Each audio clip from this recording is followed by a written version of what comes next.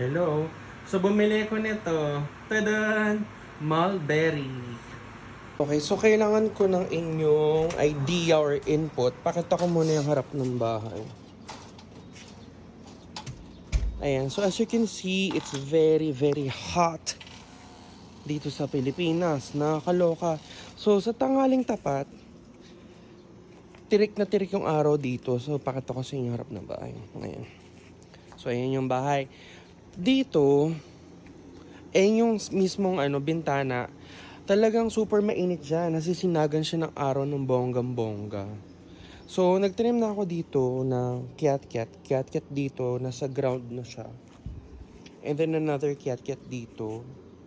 And then Barbados cherry. Sila yung gagawin ko mga puno for shade, pero matagal pa silang lumaki. So, I decided to buy this mulberry.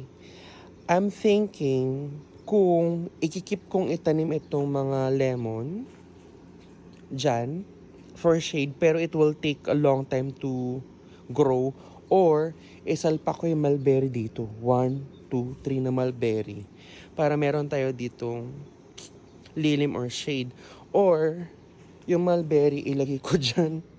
Kaso maano ng kapitbahay, baka mairita yung kapitbahay. So dyan, either mulberry or lemon. Ayan, yun lang. Kailangan ko na idea ninyo. Paano ko ba ito isasalpak? Or ilagay ko doon yung mulberry dito. Pero magagalit ang kapitbahay. Ganun. Pak. Ayun, so ito na yung mulberry natin. I have 5 branches here. And I need your idea kung paano natin siya isa-set up.